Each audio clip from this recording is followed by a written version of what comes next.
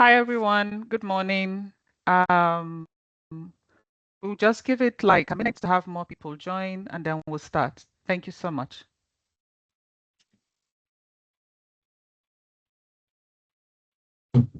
You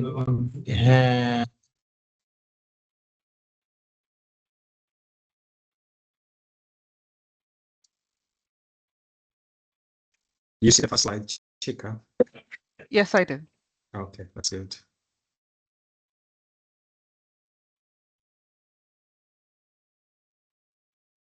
Yeah, bear with us. We'll give it a minute. Go ahead.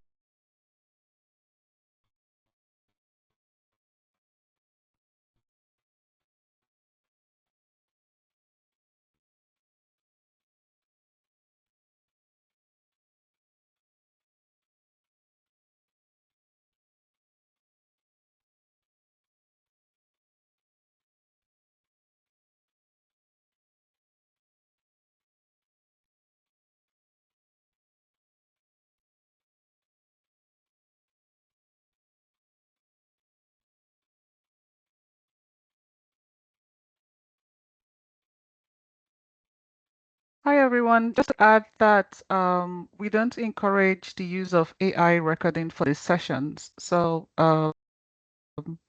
we are going to have the recorded session on our website. So if we can avoid using AI, that would be we'd be very grateful for that. Thank you so much.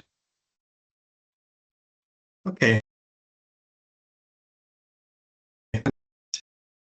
Our presentation for this webinar today is, as we can see here on the slide on your screens.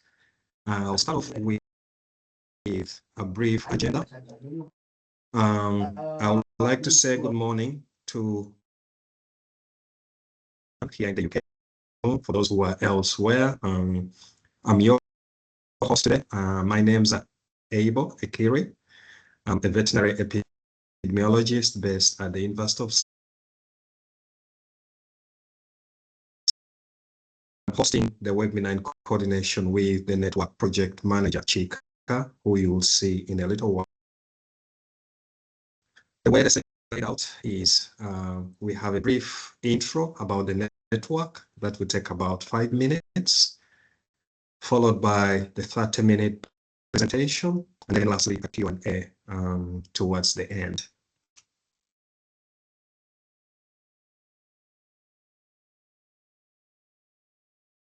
A bit of housekeeping. Feel free to introduce yourself in the chat, and please also keep your microphone muted when you're not speaking. If you have a question, feel free to raise your conversation or use the chat function as well to deposit any questions that you have. As Chika indicated earlier, the webinar will be recorded, and that recording will be made available via the network page. Briefly about the network, for the very first time, the People AMR network brings together researchers from various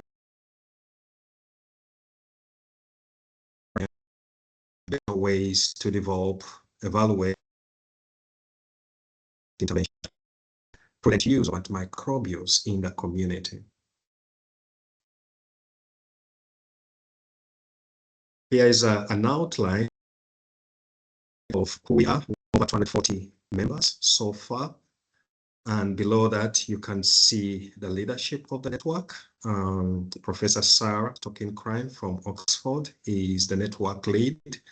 And we have co-leads as well, including Professor Gail Hayward, Professor Sue Walker, myself, Abel, Dr. Wendy Thompson at Manchester, and we have our network manager, Chika. A little bit about the focus of this network. The target audience is everyone in communities who use antimicrobials. And when we say communities, we are referring to two groups mainly.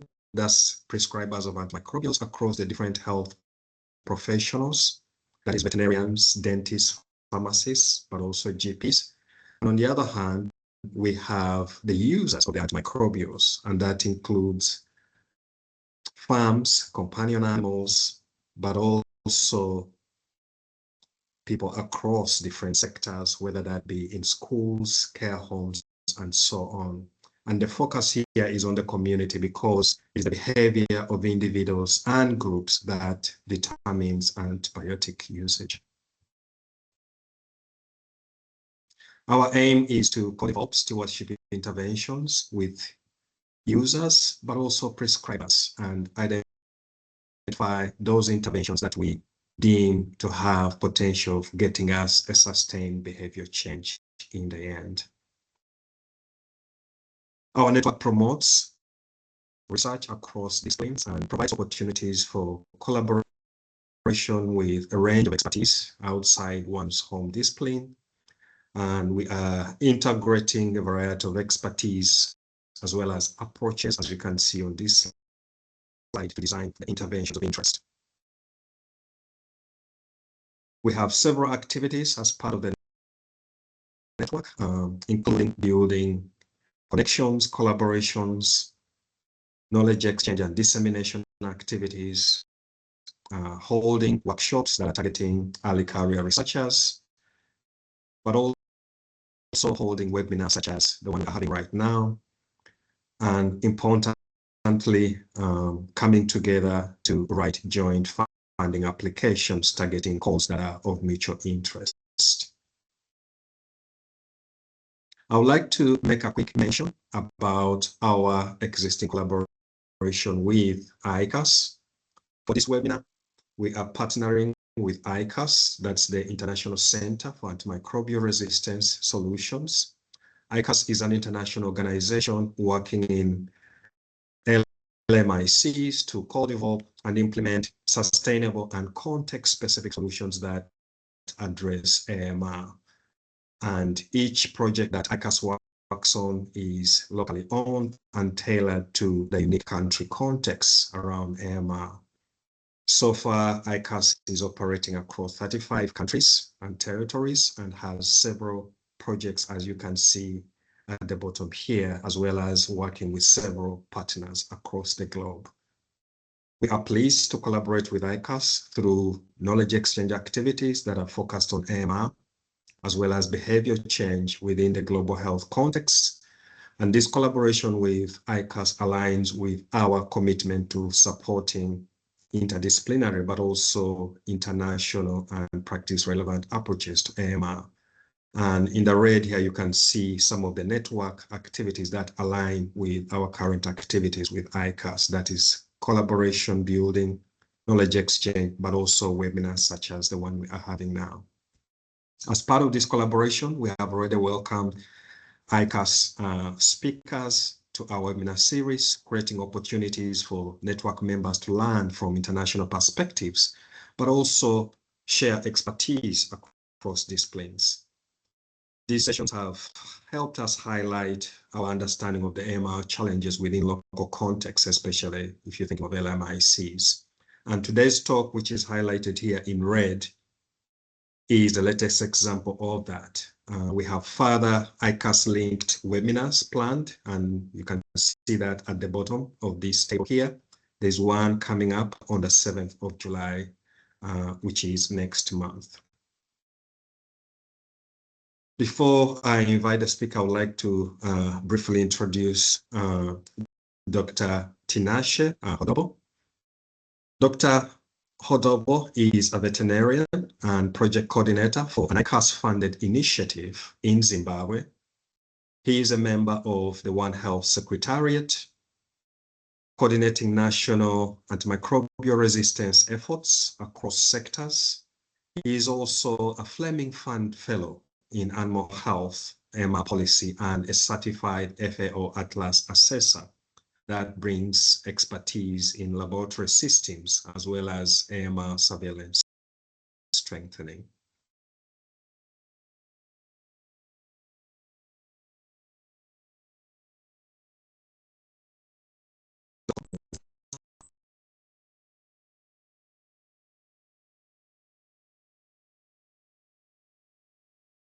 Thank you so much, Abel, for that introduction, and just appreciating the opportunity for me to be presenting. That is quite appreciated. So I'm going to share my screen, and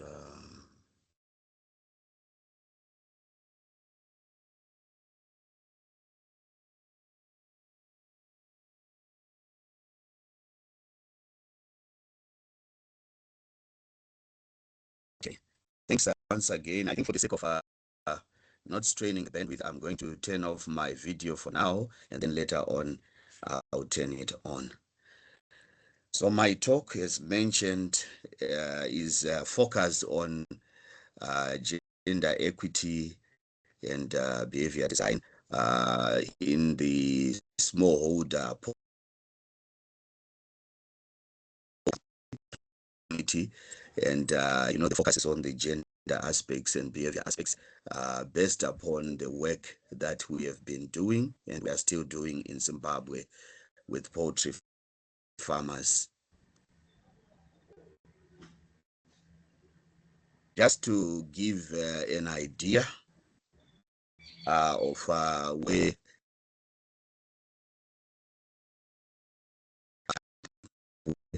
it's got more than 60 districts. So our focus is mainly in 3 districts with the work that we are doing in those districts being where we hope that, the findings and the lessons that we learn can be scaled up, and also the similar benefits that we extract from this investment be shared nationwide. So the 3 districts of focus are Goromonzi, Seke, and Zvimba. That is where we specific farmers that are part of this work. And, we are performing what are called farmer field schools in those particular districts. And in terms of the baseline work that we have done, just to give an idea, I think this is work that, we did last year in 2025 from March to April. And there were some interviews, about 45 of them, in-depth interviews that were done, data collected, and then some analysis later on done.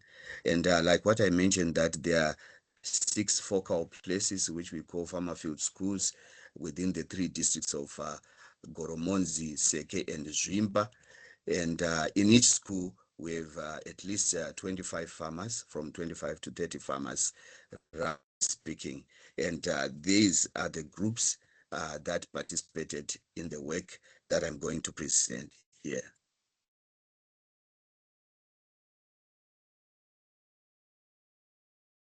So also to give an idea about certain, statistics, like I mentioned, it's 45 farmer interviews and 6 farmer field schools and in the 3 districts.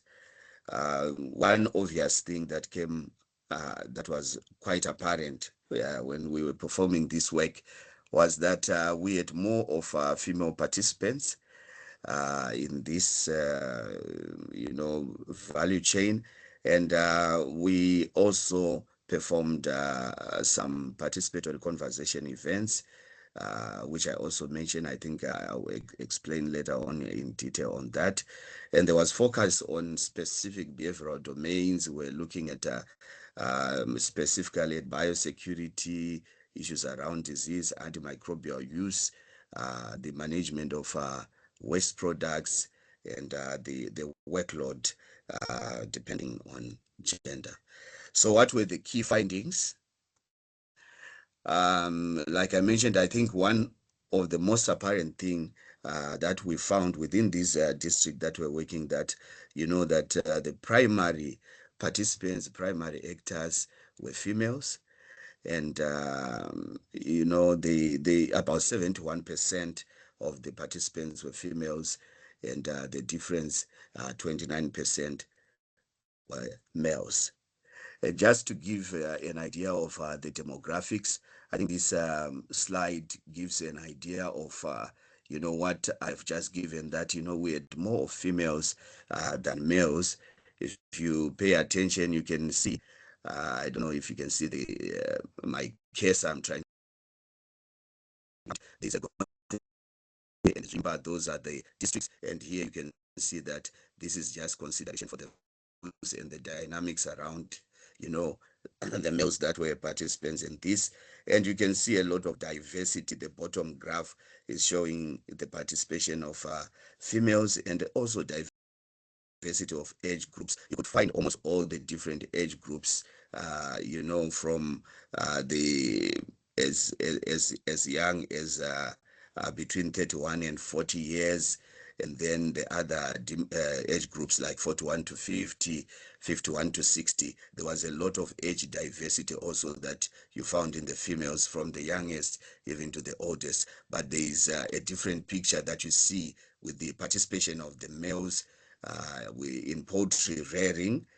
You find that in Goromonzi, that's where you'd find quite a significant participation. But you see, there was also participation of the older ones. I think the retirement age males were participating, but less of the younger males taking up, some work within the poultry sector. It has some implications in terms of, how best to assist these farmers, guiding and the prudent use of bills. Also did a solution gap analysis just to appreciate what are the challenges the farmers are facing, and what also among those challenges, which of those challenges they feel like they are able to come up with solutions internally, and where they have uh, an appreciation that there is a chance that they can solve those particular challenges. One glaring feature was that when you look at this particular graph, you look at what were the for each area where they felt that they had solutions. So we're basing on the responses that were coming from the farmers themselves, saying that no, it's possible for us to take care of this. And how many times was the issue mentioned? I think that is something else that was also picked to just have an appreciation of the extent and the gravity of the matter. And generally speaking, the issue of chick quality and health was an issue, and the farmers it needed some intervention on that. When you look at biosecurity and housing, it's something that they felt like they could handle better in terms of coming up with solutions. Just to expand, I think, from the previous slide with the problem solution gaps, in some cases where farmers were feeling powerless in terms of what they can do, like the chick quality issue within this area, it came up, and farmers reported that they would get some weak, sickly day-old chicks, and reported high mortalities. So it's something that they felt like, in as much as they could intervene and come up with solutions to poultry rearing, it's an area where they would require some interventions that go beyond the efforts that they can put. The other issues that were really coming up was, when it comes to biosecurity, which is a foundation of, preventive approach in terms of reduction of disease pressure on the poultry flock. There was a lot of in Domboshava and Ruwa, one of the places where we are working, they reported some chicken theft, and that led to some compromises in terms of biosecurity, because the interventions that they would use would to be housed together with their chickens for the sake of security.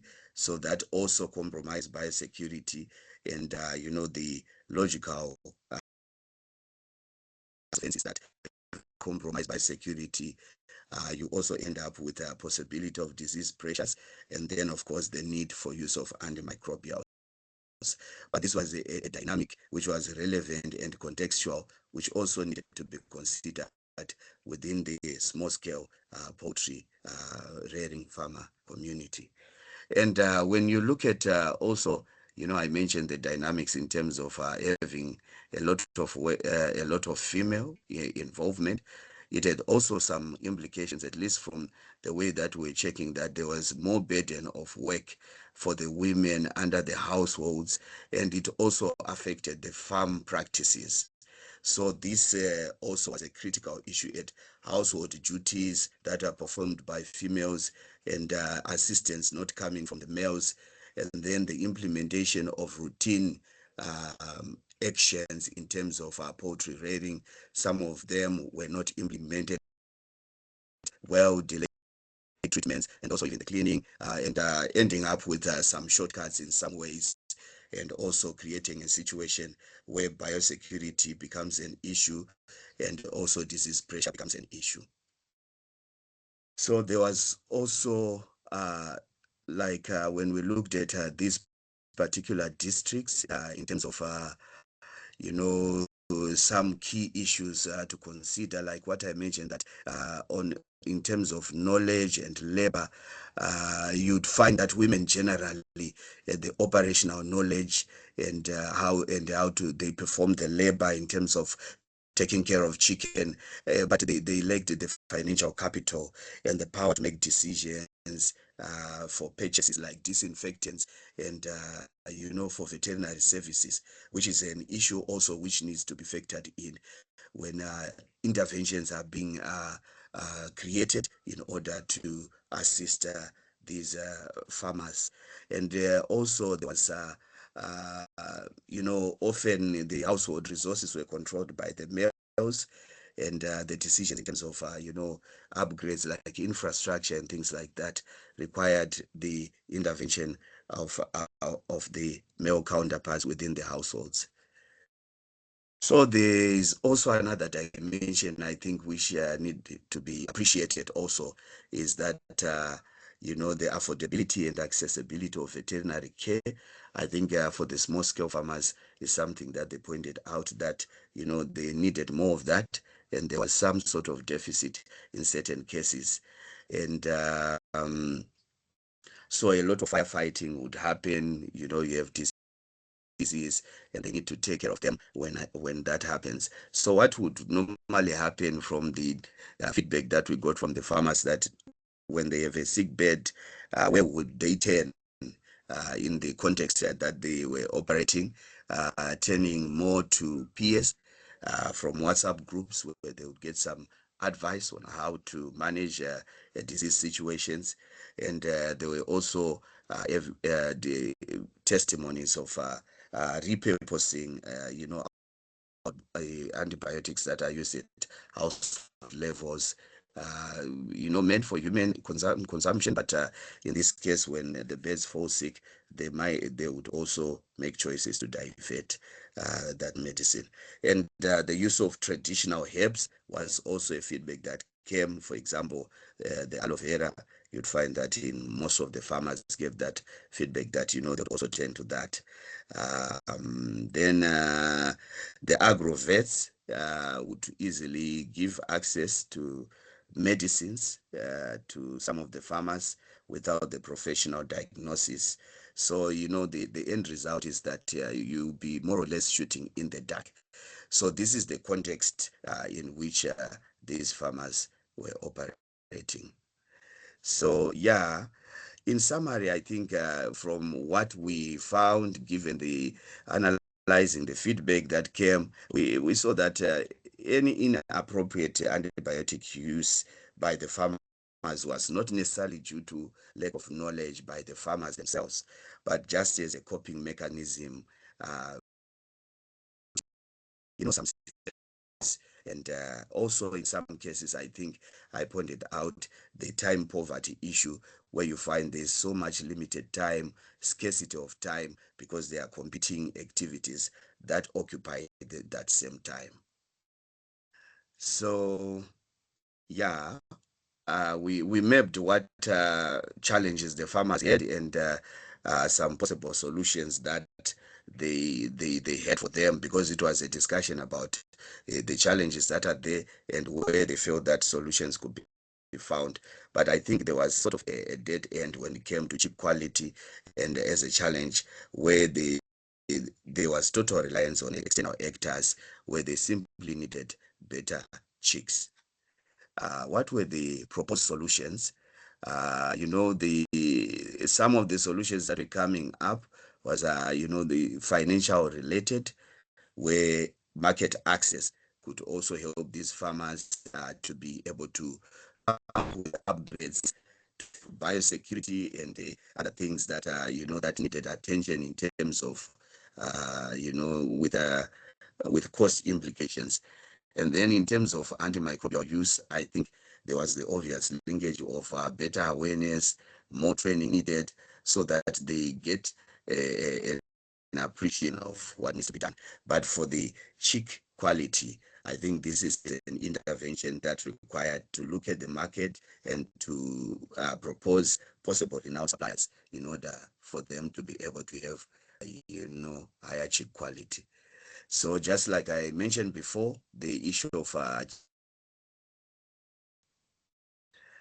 then to be more specific, you find that when you look at the dynamics within each district or specific locality, it's not a one size fits all.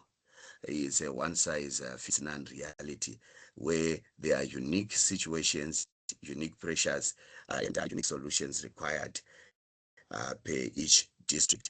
Like just to pick some examples, where in Domboshava there was reports of extreme theft. I think secure housing facilities would really work for them, but that might not have been the same solution in terms of managing biosecurity, disease pressure, and everything for the other districts. So a lot of attention was needed to pay attention to the unique situations in which each of those small-scale farmers were operating.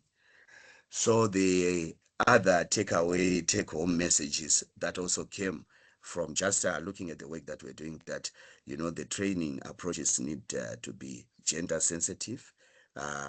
Training only works if people doing the work can actually attend. So the delivery of any training using the farmer field school methodology that I mentioned to the female farmer, it needed to be adapted to adapt to really appreciate the context in which they are operating, and to see how the training can be delivered in a way that attendance is assured and the benefits can be cascaded to the beneficiaries. And then of course the net effect within the community is that the output is production of broilers that are high quality, and they don't have any residues of antimicrobials and any possible challenges of antimicrobial resistance. So the other issue was also to make sure that the delivery of the training has to be high impact, and giving sessions where you go straight to the point in short, and accessibility, because of you needed to work around the time to make sure that when trainings are done, interventions are done, the people that are supposed to benefit, they are available. And the integration of male allies is another issue that needs to be really integrated, bringing in men into specific sections.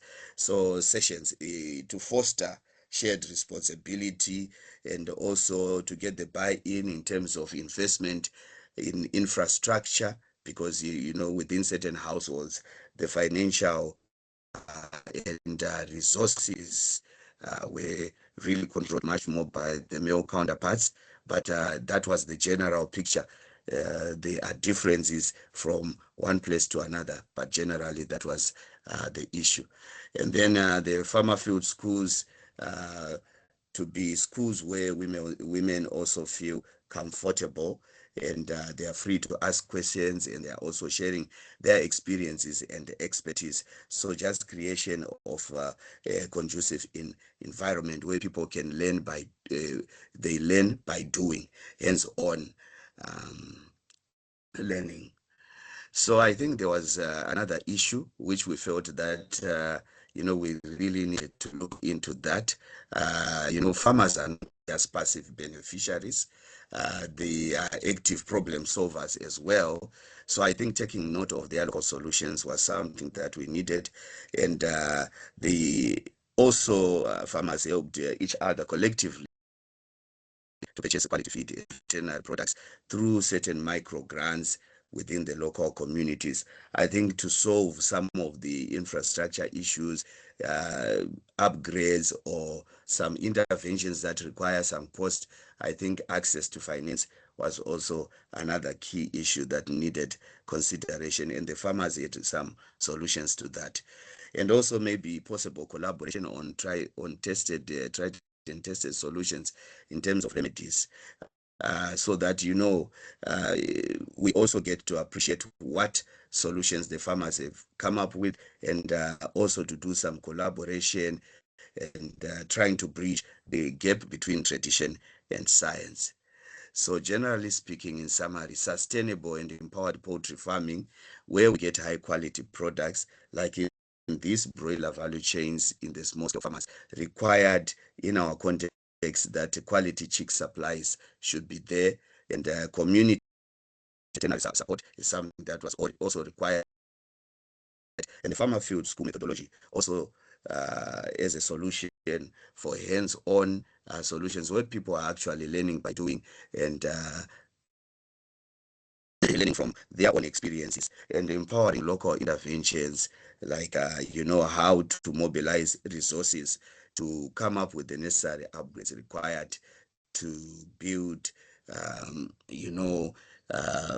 the poultry runs and other interventions that require finances and also market linkages. So these are some of the pictures for your appreciation of some of the places, the farmer field schools that we have within the country, specifically in the districts that I've mentioned in the slides that I showed you first, where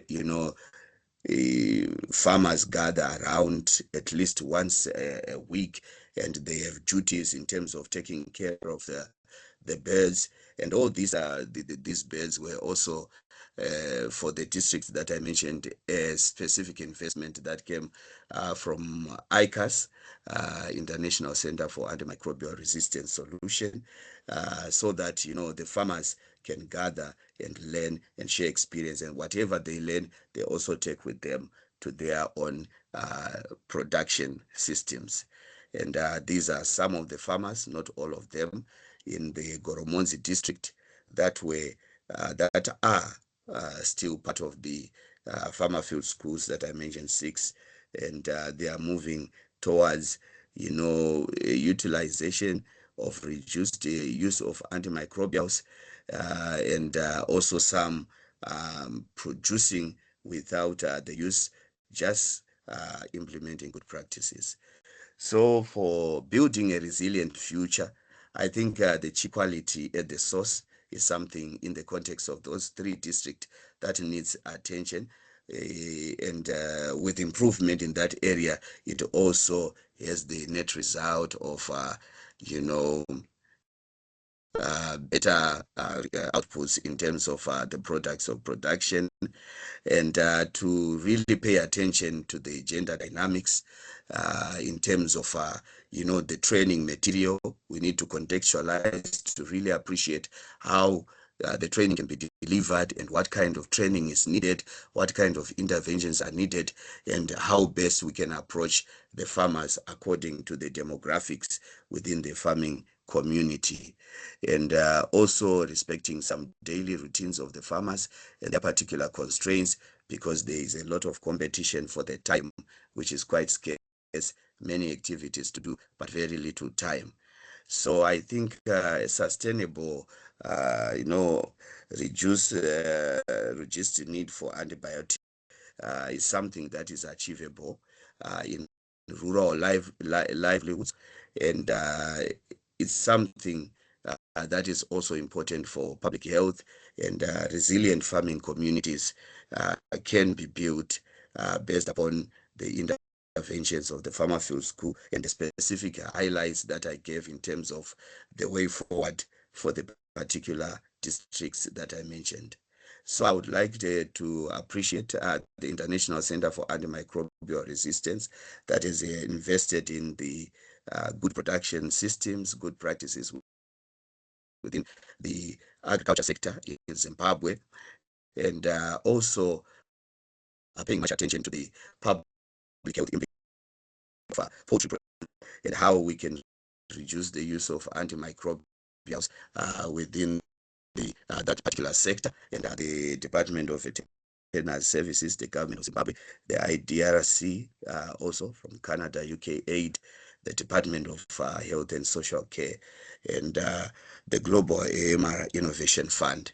With that, I come to the end of my presentation, and also to appreciate the opportunity that we've been given as the Zimbabwe team that is working on this ICAS project to make this presentation. Thank you so much, and thank you for your attention. Over to you, Ebo. Thank you.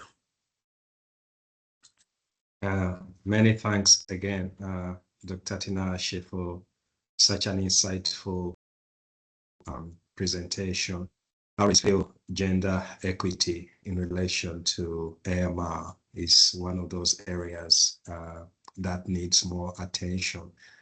And you've helped us really get a bit of an insight in the work that you all are doing in Zimbabwe, appreciating the different perspectives, especially on time poverty. I hadn't thought about time poverty, how this in itself is gendered, and how you're trying to address this in relation to the practices at the farm level, whether it's biosecurity or usage itself directly. I thought that was really insightful. We'll open up the floor for questions. If you have questions, feel free to raise your hand. And of course, remember to unmute your mic, but also you can post questions in the chat window in case you're not able to speak up.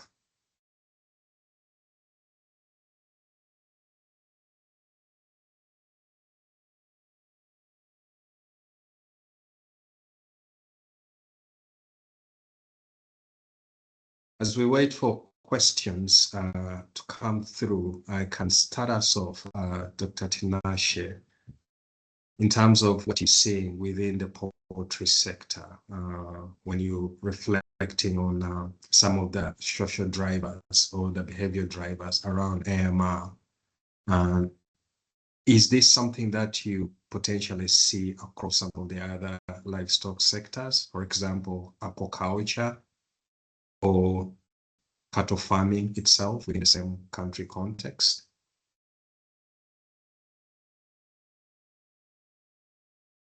Thank you, Ebo, for that question. The answer might be yes or no. Yes, and at the same time, no. Yes, specifically in the poultry sector, because there have been several studies, and also we also got some insights from the work that I've presented. But there is also some possibility that we could be looking at other livestock production systems that require attention. One of them could be the dairy value chain. The industry in some places, but in Zimbabwe in particular, is very strict in terms of the quality of the milk that they use, because of the various products that require certain quality standards. So they also check for antibiotic residues, and from reports, I think there's been evidence of rejection of milk due to presence of higher than normal thresholds of antimicrobials, and which also questions in terms of the management of conditions like mastitis, for example. So I think it's an area where attention is really required to check.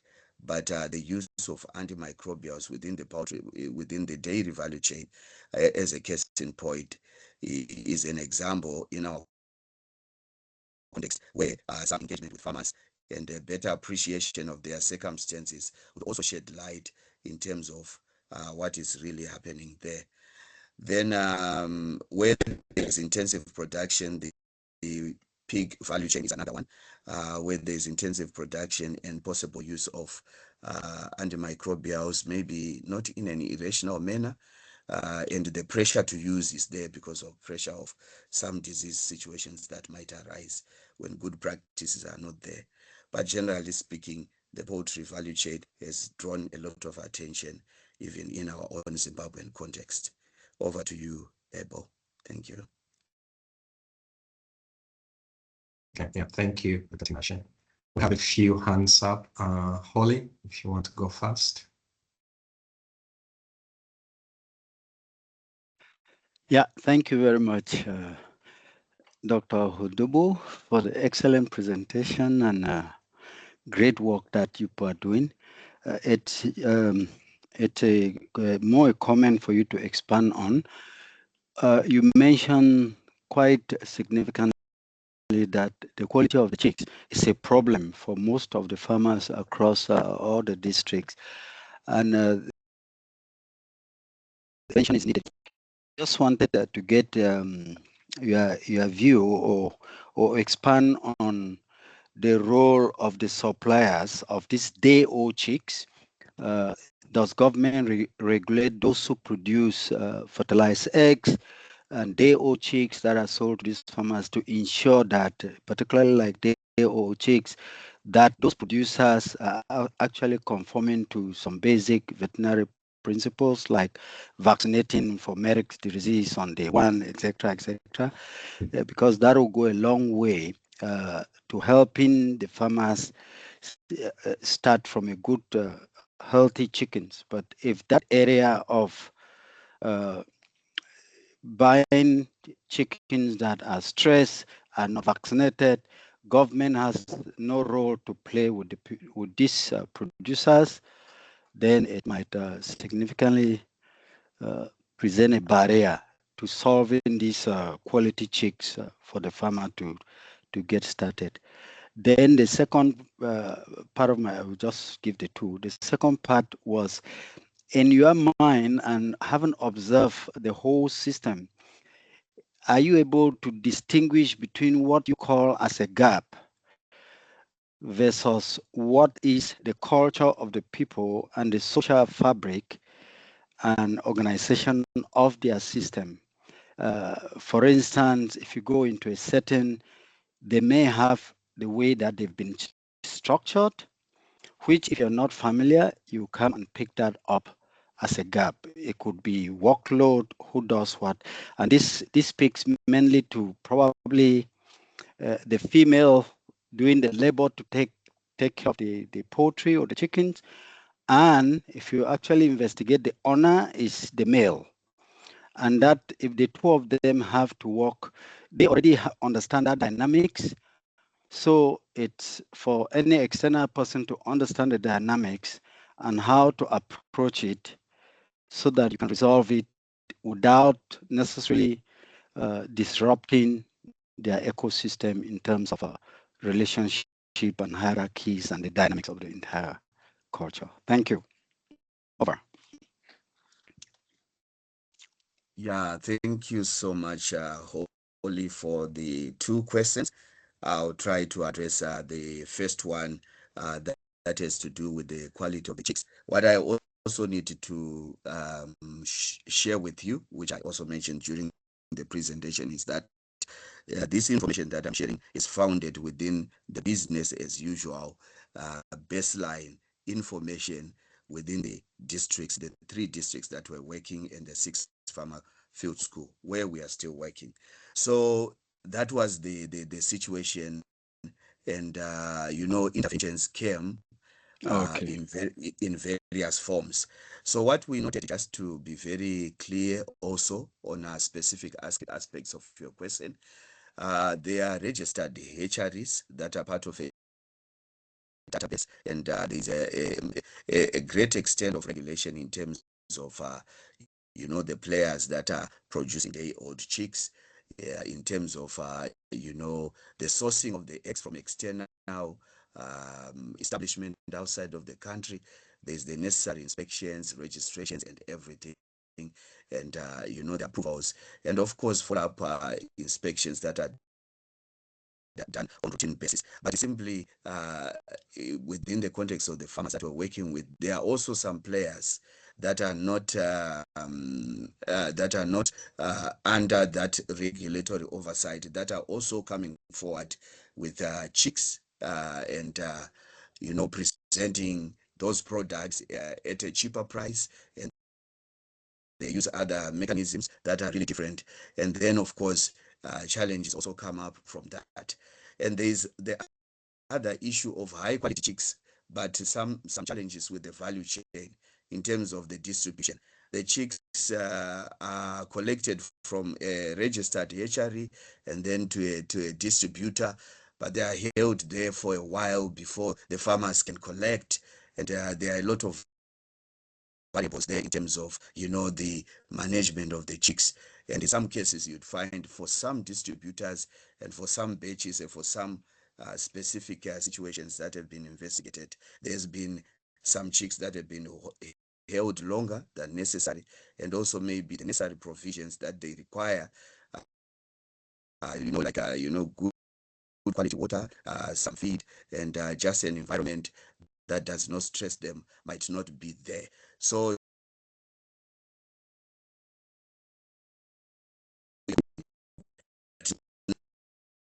I need to point out that at this project, the farmers that we are working with have also engaged directly and also with the interventions of extension workers that are on the ground, with the specific renowned breeders that have also agreed to advance high quality chicks to them.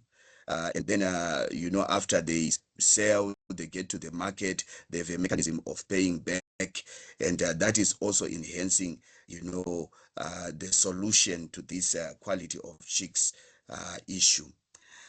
Then, of course, you touched on another sensitive matter, to mess around with the household dynamics, especially that one can be sensitive, because sometimes the father is in control or the mother is in control, depending on the households, and we wouldn't want to be getting into an area and trying to dictate what the families can and or cannot do. So like what I mentioned to you, that the farmer field school approach, the methodology that we are using as an intervention in these districts that I mentioned, is the methodology, I think, which we adapted from the initial work that has been done by Food and Agriculture Organization of the United Nations. And we have had some farmers that are part of those farmer field schools and extension workers that underwent a 3-week training program on the farmer field school methodology. So we have extension workers that know how to intervene without dictating to farmers what to do and what not. A freely interactive atmosphere where they reach at solutions through a consensus gathering exercise. And then you get a lot of buy-in through that. And the fact that this investment also trained farmers as a community-based facilitator for the farmer field school, what it also means that the knowledge that was gained is staying within the community and is sustainable, and those good practices continue. And also there's also been targeting of champions that also come in to help. So I think I tried also to address the second question. The approach is not to interfere with the structure within households, but to be persuasive, to deliver information in an acceptable and palatable manner, so that you get the buy-in and then hopefully get some good practices.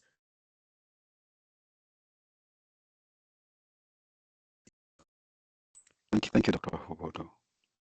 Yeah, thanks again, Dr. Tinashe. We have another hand up. Hele, if you could go ahead, please. Yes, thank you, and thank you, Dr. Tinashe, for a very interesting presentation. I think it was really interesting to hear about the findings that you have, both in terms of gender aspects, but also really in terms of the importance of looking at the specific context of the 3 districts that you are working in. So my question is really related to if you can say a little bit more about how you are expecting to use those findings on a broader scale. You mentioned, I think in your presentation, on scale up. And I would just be interested to hear if you could share a bit more about what you expect to be able to do with the findings from these specific 3 districts in terms of a more sort of broad scale interventions across the country. Thank you. Thank you very much, Hele, for the question. Yes, indeed. The idea is to take the lessons that we learned in the 3 districts, 260 districts that we have in the country, where we also need to, share this information and share the solutions, and also getting the small scale farmers in those districts. In terms of the approach, how we are going to be integrating these lessons into other places, we are also fortunate that the farmer field school methodology as an approach in agriculture, not just limited to the livestock value chains, has been officially adopted as a policy position of our current, ministry administration,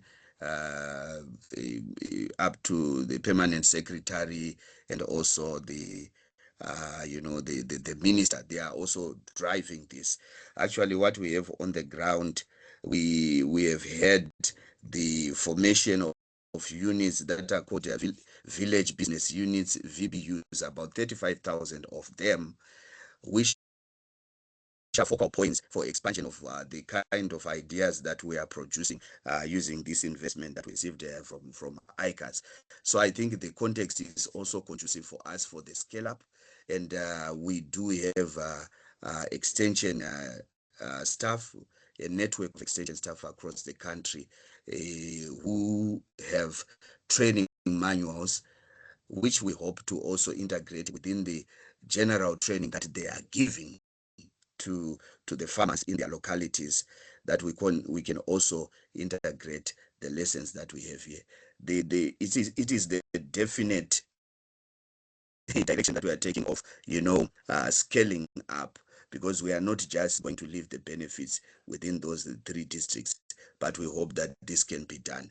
And we have also harnessed other interventions and other partnerships where investment is also becoming attractive in terms of these farmer field school methodologies. I'll just mention a little bit that we got a grant, the pandemic fund grant, and they also, within the approved grant, there was approval of farmer field schools, which means there is a chance also of also pushing the lessons that we've learned beyond the current districts. So I think for now, this is what I can say, but we are also welcome to more lessons in terms of how we can continue with this good work so that the entire country can also benefit. Thank you. I think that will be all in terms of answering that question. Thank you, Hele, and back to you, Abel. Yeah. Thank you. Thank you. Yeah, thanks both again.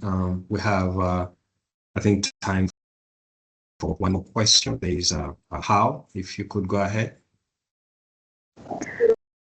Thank you for the really interesting talk, Dr.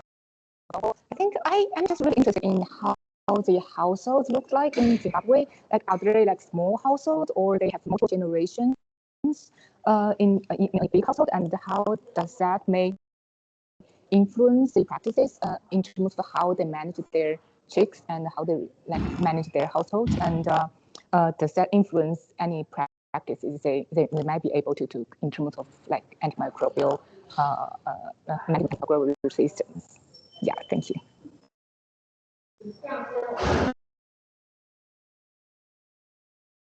Yeah, sorry, How? Sorry to make you repeat your question. I sort of lost lost you somewhere. Please, can you come again? Sorry for that. Oh, sorry. Can you hear me now? Yes, quite clear. Thanks. Oh, great. Thank you. So I'm just a little bit I'm just wondering how the households look like in Zimbabwe, like whether they are small households with mostly one female, one male, or if there are multiple generations working together to manage the housework and also the farming, like how that might also influence the practices in terms of everything related with the antimicrobial resistance. Thank you. Okay. Thank you. I think in terms of that, the households are, you normally, a typical household, there's a father and a mother, so they are males and females, and they are also some children that are part of that households. And in terms of your average household, you of individuals within the household, depending on the age groups. So as you saw the demographics in one of the slides that I shared, you find that certain age groups, in terms of the males, they usually disappear from this kind of work of poultry rearing, but because they move elsewhere for in search of economic opportunities, then you find mostly females continue with this kind of work. In most cases, like in our case, we found that for all the districts, we had 71% being female, the people that were part of that farming community. Then when it comes also to the distribution of labor within the family, there's also a seasonality factor that I also want to point out to you. When it's a rainy season, most of the agricultural work in terms of the crop side is rain-fed agriculture. People depend on rain. So there's a tendency of more pressure in terms of time, and there are usually some challenges in terms of dedicating specific time for poultry, and then that's where you find some shortcuts happening, and in some cases you find that there's a lot of burden more skewed towards one particular group, which are the women that will need to be taking care of everything. So I think that is where certain sessions, there are invitations where you find not necessarily the farming on a willing basis. They're also invited to be part of the farmer field school sessions, so that they can be a way of influencing how the the good practices can be sustained that way.